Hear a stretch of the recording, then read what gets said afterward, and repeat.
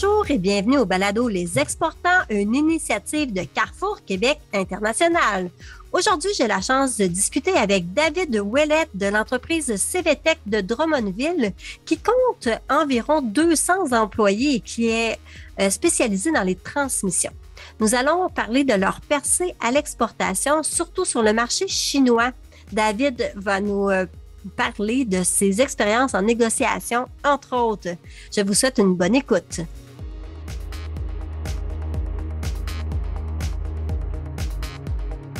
Aujourd'hui, j'ai la chance de m'entretenir avec David Ouellette de chez CVTech. Comment ça va, David? Ça va très bien, toi? Oui, ça va super bien. Puis je suis contente qu'on parle de ton entreprise. Ça a l'air à bien aller. Vous avez connu une belle croissance. Mais avant tout, Effectivement. j'aimerais que tu me parles un peu de l'entreprise. C'est quoi le secteur d'activité exactement? Bon, CVTech, la raison derrière le nom CVTech, ça contient CVT. CVT est l'acronyme usuel pour transmission à variation continue. Donc, en anglais, Continuously Variable Transmission. Donc, ça dit un peu qu'est-ce qu'on fait. Nous fabriquons des transmissions à variation continue pour une variété de petits véhicules comme des VTT, motoneige, véhicules côte à côte, des micro-voitures européennes, puis d'autres équipements industriels aussi. OK. Donc, vous êtes vraiment dans le petit format. Ça pourrait pas être pour un camion, par exemple. C'est vraiment pour le petit véhicule. Oui, les véhicules légers, c'est pas le même genre de technologie que l'on retrouve dans les voitures traditionnelles comme chez Nissan ou autres là, qui ont vraiment beaucoup eux aussi des CVT dans leur voiture, mais c'est une technologie qui est différente. OK. Donc, j'imagine la transmission pour des petits véhicules, on demande beaucoup de performance. Là, ça doit être quand même différent. Est-ce que vous avez développé une expertise au cours des années là, pour vous démarquer comme ça? Oui, effectivement, c'est ce qui fait notre force, c'est l'expertise et la connaissance et l'expérience de nos gens dans les ajustements de la transmission pour aller chercher les performances optimales là, au niveau du véhicule. C'est vraiment axé performance pour ces produits-là. Aussi douceur de conduite, ces choses-là, mais la performance est souvent un critère, un des premiers critères. Donc, vous êtes situé dans quelle ville? On est à Drummondville, au centre du Québec. On est OK. ici depuis nos débuts en 1969. OK, quand même, hein? Oui, Est-ce que vous oui, avez oui. toujours été dans la transmission? Oui, on a toujours fait que des transmissions à variation continue. C'était notre créneau, puis on est resté là-dedans. Donc, moi, là, si j'achète un véhicule récréatif, là, ce serait en fait, quel véhicule là, que j'achèterais que ce serait une transmission CVTech? Si vous achetez des VTT de marque Arctic 4 ou CF Moto ou une motoneige de marque Polaris ou d'autres petits véhicules comme ça, les chances sont que ce soit une transmission qui soit à l'intérieur. OK, parfait. Euh, Vous avez connu une belle croissance au cours des années. C'est dû à quoi, ça, cette croissance-là? Il y a plusieurs facteurs là-dedans. La croissance la plus récente depuis la pandémie, ben c'est l'engouement extraordinaire que le marché a connu là, pour ces véhicules-là. Puis nos clients étaient déjà bien positionnés dans le marché, donc on a bénéficié de cette croissance là, depuis 2 ans qui a été phénoménale, qui a été du jamais vu. J'ai une question, là. Vous vous attendiez pas avec cette croissance-là. Beaucoup ont été pris au dépourvu. Comment vous avez vécu Effectivement. ça? Ben, on l'a vécu au jour le jour, je vous dirais. Ça a été vraiment une surprise quand la pandémie nous a frappé en fin mars, début avril 2020. Honnêtement, on était un peu dépinés, comme tout le monde. On se disait, qu'est-ce qui va arriver? On était plusieurs, on venait tout juste de faire un investissement là, en fin 2019. Puis on s'est dit, écoute, notre investissement va-tu être rentabilisé? Qu'est-ce qui va se passer? Puis tout. Puis là, tout à coup, ça n'a pas été long. Juste au mois de mai, on a vu, hop, les commandes, ça rentre de plus en plus, puis tout. Puis là, mais là, notre monde sont en télétravail, l'usine est arrêtée, on a essayé le plus possible, tu sais, de faire rentrer le plus de gens possible. Puis là, il y avait les contraintes de distanciation, de tout ce que tu voulais qu'il y avait. Mais on a réussi à reprendre notre production en mai, juin, puis là, on faisait le maximum qu'on pouvait. Puis là, vraiment, la vague là, de demande nous a frappé en septembre. OK? Puis là, ça, on commençait à le voir venir, mais on s'est dit, bon, c'est une petite vague, là. C'est parce qu'on a arrêté pendant 2 mois, donc il y a du rattrapage, mais non, là, la vague nous a frappé, puis ça l'a pas arrêté. graduellement monter les échelons un après l'autre, mois après mois, jusqu'à atteindre jusqu'à réussir à avoir triplé notre production. Vous avez réussi quand même à suivre le flot, ce qui est quand même Oui, pas évident. Il faut recruter des nouvelles personnes, trouver aussi la matière première. Comment ça s'est passé à ce niveau-là? ça s'est passé un peu. Je vous dirais pas que ça a été facile, mais ça s'est quand même bien déroulé. Avec le recul, on regarde ça, puis avec les résultats qu'on a atteints, mais on peut pas dire que ça a mal été, honnêtement. Nos fournisseurs, on avait une bonne équipe, un bon réseau de fournisseurs, surtout québécois, qui nous ont supportés énormément. On a réussi à engager, j'ai envie de dire, près, sinon plus de 80 personnes depuis ce temps-là. Puis on a réussi à être attrayant comme entreprise pour aller chercher les gens. Parce que dans le contexte actuel, c'est plus nécessairement l'employé qui doit être attrayant pour l'employeur, mais c'est plutôt l'inverse Mhm. aujourd'hui. Donc, on a su être attrayant, on a offert des bonnes conditions de travail à nos employés, des bons salaires.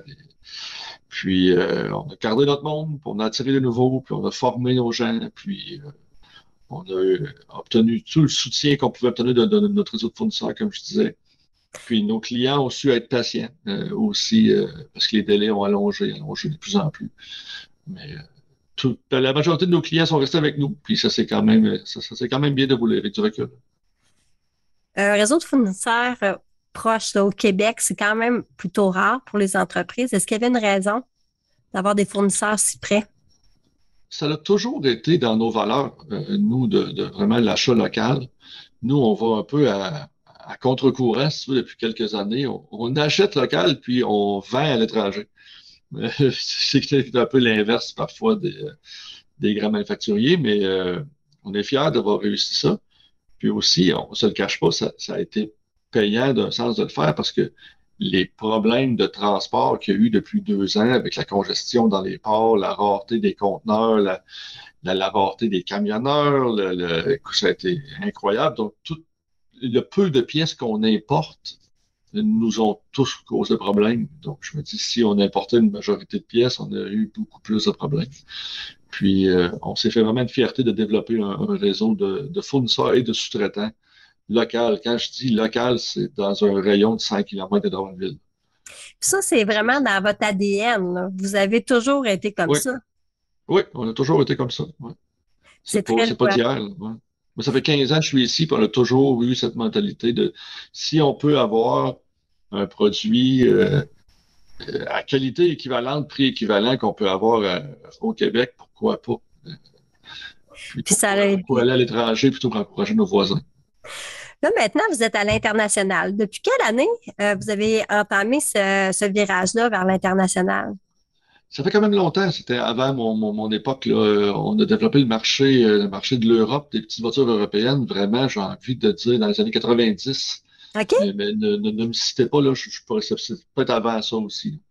Mais ça a été un marché qui a perduré pour nous. Aujourd'hui encore, on a les petites micro-voitures, surtout en France, Italie, Espagne. Ils ont des petites voitures 2 places avec des petits moteurs diesel de 6 kilowatts.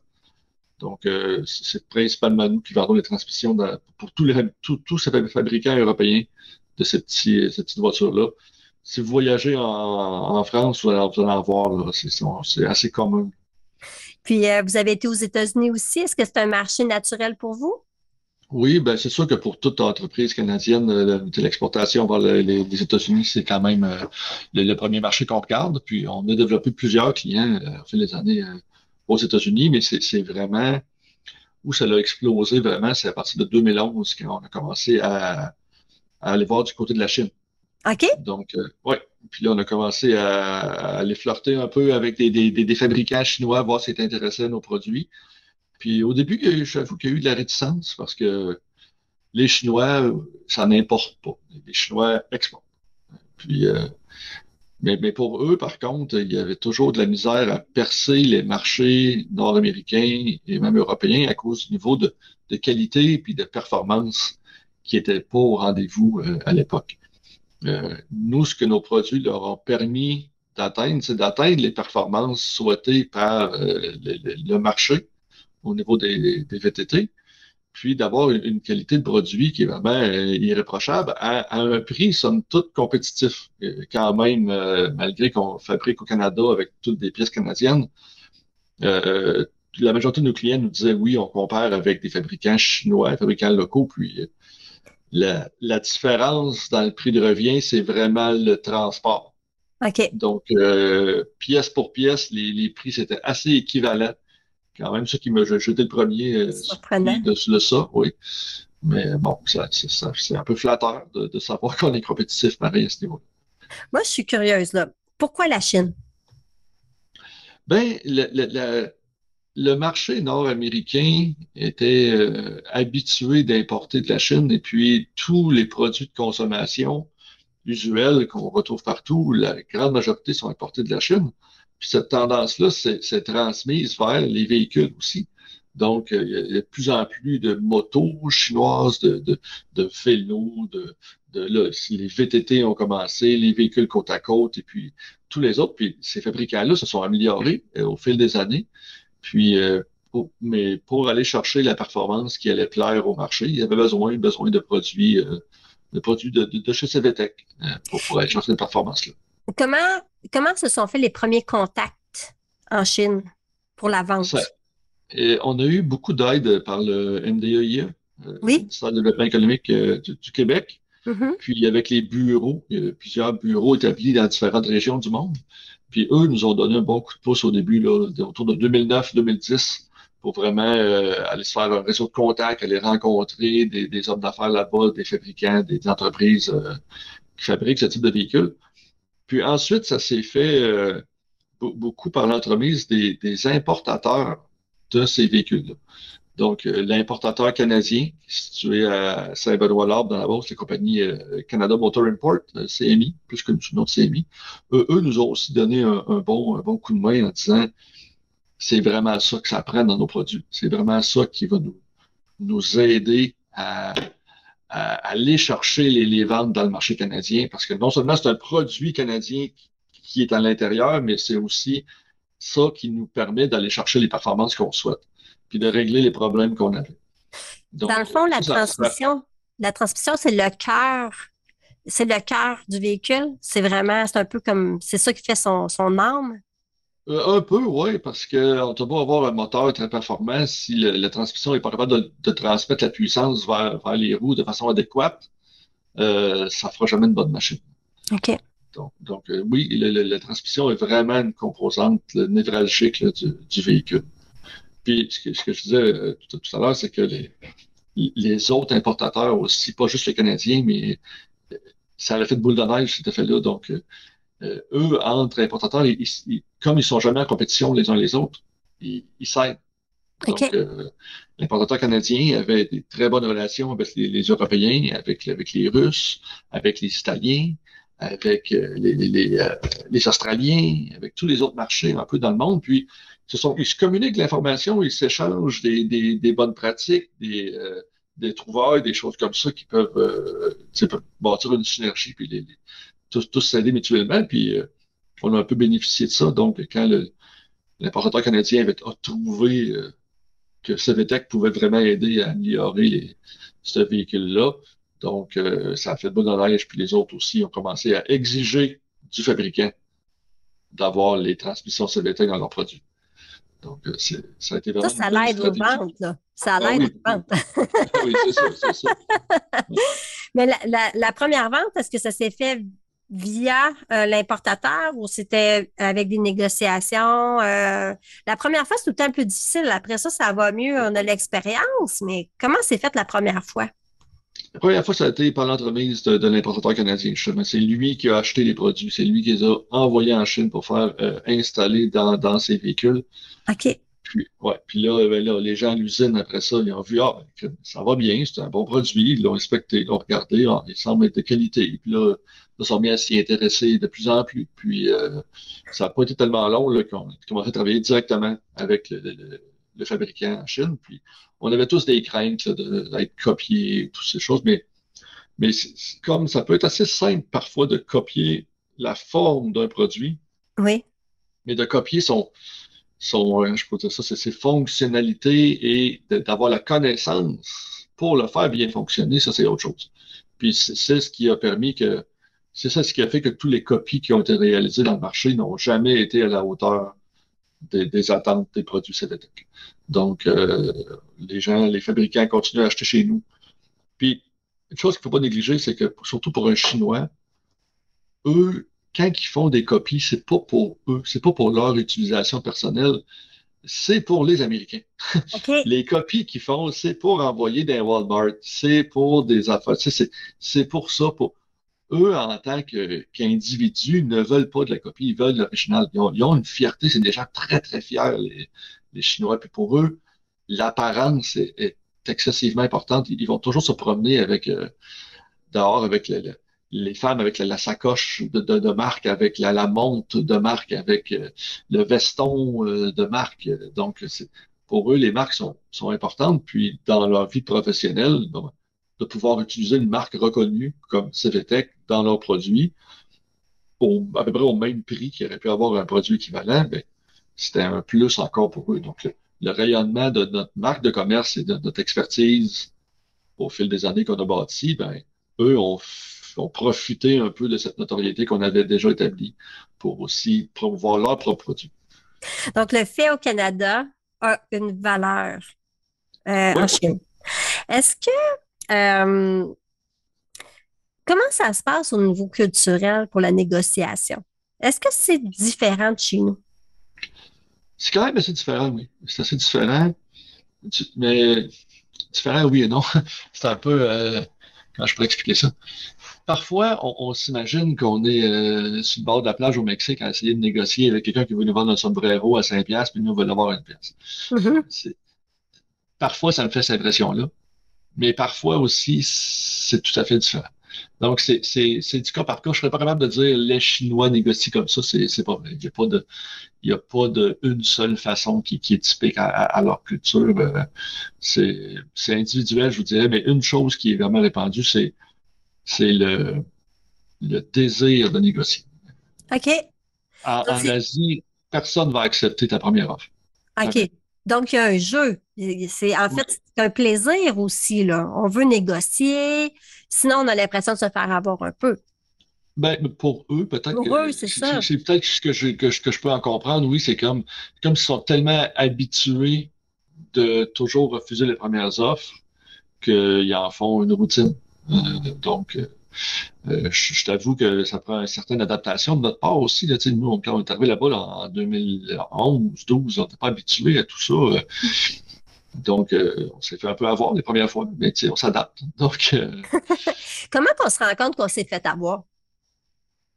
ben, quand que tu donnes ton juste prix le premier coup, puis là, après ça, tu te dis que l'autre, il veut baisser de 25%, tu dis, non, non, non, c'est ça le prix, là. Mais là, c'est moi le problème. C'est moi qui ai fait l'erreur. J'aurais dû mettre 25% de plus au début. Mais quand tu le sais pas, tu le sais pas. C'est des choses qu'on apprend avec le temps. Donc, Combien de temps peut durer une négociation? Est-ce que ça s'échelonne sur plusieurs jours ou ça se règle en 1 heure? encore une fois, c'est du cas par cas. J'ai des négociations qui ont duré des semaines. Oh, Puis quand il y en même. a d'autres qui se sont réglées en quelques minutes. OK. Donc, ça dépend avec qui tu fais affaire, ça dépend aussi. Mais une fois que la confiance est établie, puis que tu as une relation de long terme, une relation de confiance avec un client, il n'y en a plus de négociation après. OK. Après, c'est fini. Regarde, c'est ça le prix, puis le prix est juste, on s'entend, les conditions, c'est ça. Après, ça va bien. Comment s'établit la confiance? Est-ce qu'il faut se voir souvent ou ça se fait vraiment, c'est une question de temps? C'est les deux. Mais ne jamais négliger l'importance d'une rencontre en personne. OK. Oui, aujourd'hui, tout peut se faire à distance avec toutes les plateformes de communication, vidéo, tout ça. Mais rien ne vaut une bonne rencontre face à face avec ton homologue. Tu sais. Ce qui aide, nous, c'est on a engagé un Chinois qui travaille pour nous à Shanghai. OK. Puis, elle travaille à temps plein pour nous. On a notre bureau de vente là-bas avec cette personne-là qui travaille là. Puis, lui, ça fait quand même plusieurs années qu'il travaille avec nous. Puis, lui aussi a bâti cette relation de confiance avec tous nos clients. Puis lui, ça fait notre intermédiaire, il nous représente là-bas. Très bien. Puis Une c'est ce chance qui qui est aide. là. C'est ce qui Ah arrive oui, en ce moment. sans lui, aujourd'hui, ce serait vraiment très difficile. C'est vrai que la culture est quand même différente. On en entend beaucoup parler. Est-ce que, est-ce que des fois, il y a des craintes au niveau de la politique ou que les choses deviennent plus compliquées? Euh, c'est dur à dire. Hmm. Oui, on entend toutes sortes de choses aux nouvelles, puis des relations qui se détériorent encore. Ce midi, j'écoutais à la radio, là, les relations Chine-Canada se détériorent encore. Mais par contre, ce qui se passe au niveau politique, c'est pas nécessairement ce qui se passe au niveau des affaires. C'est Hmm. deux choses. Mais on peut jamais faire fi totalement de la politique. Ça va toujours nous rattraper un jour ou l'autre. Mais jusqu'à date, je peux pas dire que ça se ressent dans nos relations quotidiennes avec les clients chinois. À date, tout va encore bien. Puis, j'avais une question. Les clients que vous avez en Chine, là, est-ce que c'est des, des, est-ce que c'est tous des entreprises chinoises ou c'est des entreprises parfois américaines établies en Chine? Aujourd'hui, ce sont tous des entreprises chinoises. Ah, OK, quand même. Oui, tous. Même il y a des entreprises qui appartiennent au gouvernement parmi nos Ah clients. oui, OK. Est-ce qu'il y a une différence de négociation quand l'entreprise appartient au gouvernement? Est-ce que ça Ah se oui, passe de la même façon? c'est pas pareil du tout. Du tout. Ben, c'est qu'une entreprise gouvernementale, je vous dirais que c'est un peu comme ici. Les gens n'ont pas autant d'implications personnelles. Les gens ne sentent pas que c'est pas leurs entreprises, c'est pas à eux que les bénéfices vont revenir. Donc, il y a beaucoup plus de laxisme, il y a beaucoup plus là, de perte de temps ou d'inefficacité. Là. C'est pas très différent d'ici, je vous dirais.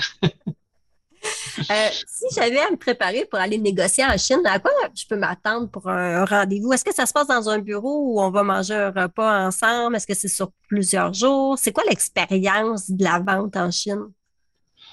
Faut connaître la culture. Ça prend un minimum là, de connaissances de la culture chinoise, des traditions chinoises, des coutumes chinoises. Ça prend, je vous dirais, allez pas là sans avoir au moins, au minimum lu ou vous êtes documenté sur les traditions, les coutumes, parce que vous allez être surpris. Ça se passe pas tellement comme ici. Vous savez, il y a beaucoup de, comme vous dites, des soupers en groupe. Puis dans un souper de groupe, il y a une étiquette à respecter. Là. C'est juste la position des chaises au niveau de la table. C'est au niveau de la hiérarchie dans l'entreprise. Le président va s'asseoir à un tel endroit. De chaque côté seront ses bras droits. Puis et ainsi de suite en s'éloignant de part et d'autre du boss, si vous voulez. Puis quand tu es l'invité, ils vont inviter la personne à s'asseoir à côté du boss. Ça, c'est une marque de reconnaissance quand tu es invité à t'asseoir à côté du président. Là, t'es vraiment je dirais, un VIP, si tu veux, dans la rencontre, si on vous invite à faire ça. Donc, Est-ce que c'est des soupers qui sont amusants ou c'est très, très protocolaire? c'est pas, il y a un peu de protocole, j'avoue, mais c'est quand même amusant. Il y a quand même beaucoup de bonnes discussions, puis il y a quand même beaucoup d'alcool qui se prend là, puis il y a beaucoup de blagues, puis oh, c'est convivial. La meilleure façon de se préparer, on dit au minimum la lecture. Quelle serait la meilleure façon? Est-ce qu'il faut faire un voyage à la limite en Chine avant d'aller négocier? Parce que je m'imagine aller négocier un gros contrat en Chine sans expérience. Ça me semble, ça doit être Ouais. facile de se mettre les pieds dans les plats, non? Probablement. Moi, j'ai eu la chance de faire partie d'une formation qui se donnait à Montréal par la compagnie Dragon Bridge. Oui. Je suis pas certain que ça existe encore aujourd'hui, cette compagnie-là, mais la formation, c'était vraiment 3 jours, puis ça avait été vraiment excellent. Ça nous a vraiment ouvert les yeux sur la façon de faire affaire là-bas, les différences entre les façons que les Chinois vont voir les choses versus nous. Hmm. C'est pas pareil, ils n'auront pas la même réaction à un même événement, un même fait. Ils ne verront pas les choses de la même manière, donc faut minimalement avoir un certain niveau de connaissance. CVTech est aussi présent en Corée du Sud. Oui. Comment ça se passe là-bas? Est-ce que c'est dans la même formule? C'est des Aussi, fabricants? ouais, c'est un peu moins protocolaire par contre. La Corée du Sud, c'est beaucoup plus américanisé. On voit que les Américains ont une grosse influence en Corée du Sud. C'est flagrant. C'est- Mais il reste toujours, oui, une petite partie là, protocole, surtout au niveau des repas, des choses comme ça. Mais en dehors de ça, les affaires, ça se conclut comme ici en Amérique du Nord. C'est OK, c'est plus rapide, c'est différent, là, plus la rapide, technicien. c'est plus facile, ouais, c'est ça. Puis comment ça s'est fait, les premières ventes là-bas? Est-ce que c'était de la même façon? C'est drôle que vous en parlez. C'est vraiment, j'ai eu c'est personnellement moi qui étais en Chine un jour, en train de souper avec un client. Puis ce client-là avait un, un client potentiel. La compagnie coréenne voulait sous-traiter des véhicules fabriqués en Chine OK. chez mon client. OK. Puis on était là en même temps, mais on est allé souper au même restaurant ensemble. On s'est rencontrés autour de la table là. Puis ça a fait que, hop, quelques mois après, on avait une demande d'application. Puis ça s'est commencé comme ça. Aussi simple que ça. Ouais. Ça, c'est une belle opportunité. Est-ce qu'il y a d'autres clients aujourd'hui en Corée ou c'est seulement ce client-là? Est-ce que ça, c'est aussi, On a un seul client en Corée. Ils sont tous assez petits quand même là, en importance. Par contre, il y a du potentiel aussi à développer. Là, il y a d'autres fabricants là-bas qu'on peut approcher. Puis c'est comme on s'attend à ce que ce soit un peu comme en Chine. En Chine, quand on a rentré le premier client, ça n'a pas pris 4 ans que toutes les autres après, tous les fabricants majeurs nous ont approchés par la suite. OK. On a rentré un, on a eu un bon succès, puis c'est un fabricant important. Donc, ils se regardent tous. Je ne veux pas dire qu'ils se copient, mais ils s'inspirent l'un de l'autre pour voir qu'est-ce qu'un a fait qui était bon, puis essayer de faire pareil. Puis, quand on a rentré le premier client autour de 2010-2011, ensuite, là, ça l'a fait boule de neige. Puis, aujourd'hui, on a 6 clients majeurs en Chine. Tous les principaux fabricants chinois travaillent avec nous.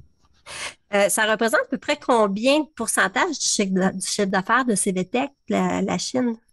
Ça, Et- c'est un important pourcentage, mais je peux pas, c'est confidentiel, je peux pas OK, OK, OK. Mais c'est quand même dévoiler ça. important, là. Oh, c'est important. Ouais. Je regardais, vous avez quand même bien diversifié vos marchés. Ça, c'est une belle façon de se protéger aussi, d'avoir plusieurs clients comme ça. Est-ce que Ouais. la demande en Chine, évidemment, va être aussi importante que sur les autres territoires? Est-ce que c'est la croissance en Chine qui a fait qu'il y a eu une belle croissance au cours des dernières années? Ou la demande, est-ce que c'était vraiment ces territoires-là ou c'était plus à proximité? C'est pas tout à fait ça. C'est la demande. C'est pas le marché chinois. Les fabricants chinois ne vendent pas leurs véhicules en Chine. Les OK. fabricants chinois vendent leurs véhicules en Europe, en Amérique, en Australie. Il y a très, très peu de ventes qui se font vraiment locales en Chine pour eux. Donc, c'est pas la demande du marché chinois qui a fait ça. C'est la demande du marché américain et OK. européen. OK. Donc, les produits sont exportés ici. Les produits Oui, fabriqués en Chine sont exportés ici. Donc, ici, les gens ont commencé à faire plus de VTT, c'est ça. donc, ça a augmenté aussi. Oui, OK. effectivement. C'est exactement ça. Qu'est-ce qui s'en vient pour ces VTech, là? Eh boy, ça vient plein de choses. Écoute, on continue encore à essayer d'augmenter la capacité de production pour accueillir encore plus de commandes, parce que même si, malgré le fait qu'on ait triplé notre production, on ne suffit pas encore à la demande. Il faut augmenter encore, il faudrait avoir au moins quadruplé versus là, comparativement au début 2020 pour ne serait-ce que rencontrer la demande et arrêter d'accumuler des retards. Donc, on continue là-dessus. On va offrir de nouvelles cellules de production. On continue à investir dans des nouveaux équipements. Écoute, on fait on développe des nouveaux produits aussi que je ne peux pas dévoiler aujourd'hui, mais il y a du très beaux nouveaux produits qui s'en viennent. On veut, on va essayer de profiter au maximum de la vague de demandes puis essayer de satisfaire nos clients au maximum. Est-ce que la situation, c'est ma dernière question, là, la situation géographique de Drummondville est un facilitant parce que c'est quand même très central? Est-ce que c'est un avantage? Pour les affaires en Amérique du Nord, oui, c'est facilitant. On est à proximité des autoroutes, puis c'est proche des principaux axes routiers, du port de Montréal aussi. Euh, Ça va bien à ce niveau-là, surtout pour les exportations vers l'Europe. Par le port de Montréal, ça se fait très bien. Par contre, tout ce qui est exportation vers la Chine, ça part par Vancouver. Oh, Donc, ouais, ben oui. donc, il faut traverser le continent complet, là, traverser du Canada par train. Ça ajoute un peu de complexité.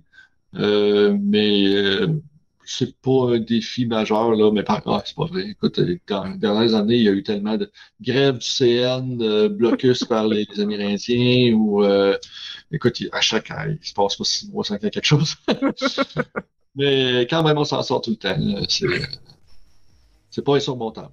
Ben, merci beaucoup pour l'entretien. C'était vraiment intéressant de parler d'un pays aussi lointain, là. Puis bravo pour la belle performance sur les marchés internationaux. Merci, merci.